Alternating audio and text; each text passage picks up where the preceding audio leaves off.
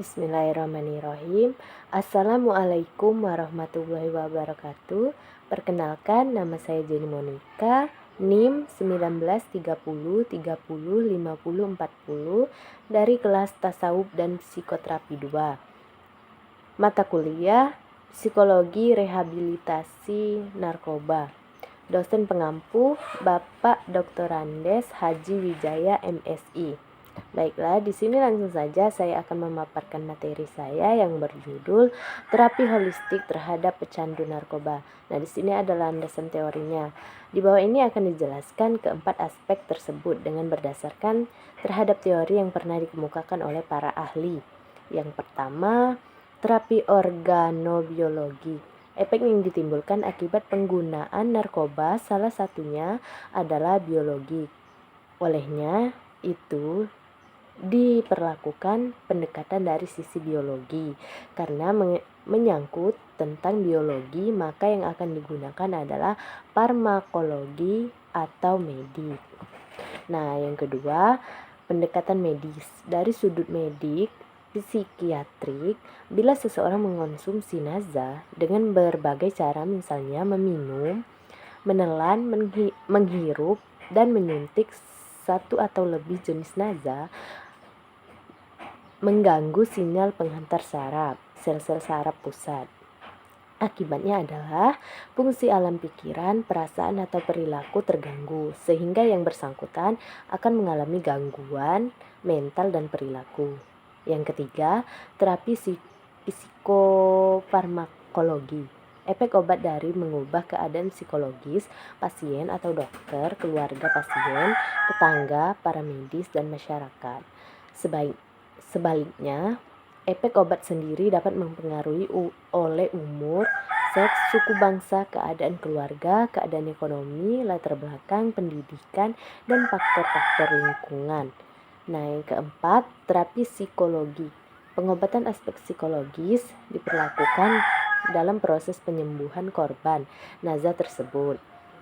Psikoterapi adalah proses yang digunakan oleh seorang profesional di bidang kesehatan mental untuk membantu mengenali, mendefinisikan, dan mengatasi kesulitan interpersonal serta psikologis yang dihadapi individu dalam meningkatkan penyesuaian diri mereka. Yang keempat, terapi Gestalt.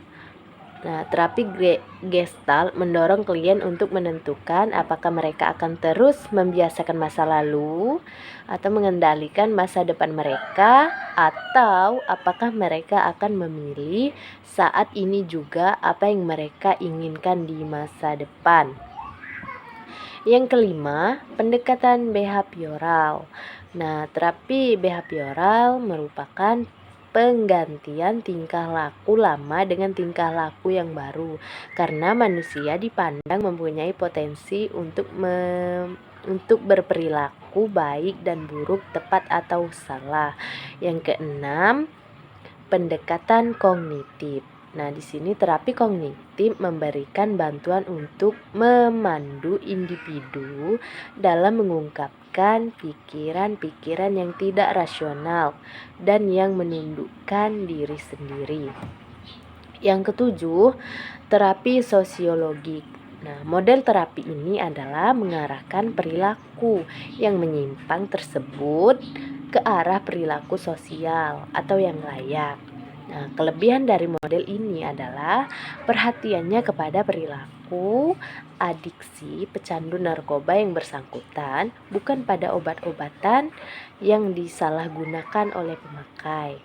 Nah, yang terakhir ini terapi spiritual. Nah, spiritualitas ini merupakan suatu yang dipercayai oleh seseorang dalam hubungannya dengan kekuatan yang lebih tinggi, yang menimbulkan suatu kebutuhan serta kecintaan terhadap adanya Tuhan, dan permohonan maaf atas segala kesalahan yang pernah diperbuat.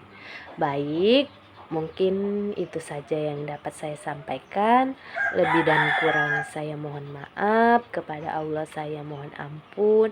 Wallahul muwaffiq ila aqwamit thoriq. Wassalamualaikum warahmatullahi wabarakatuh.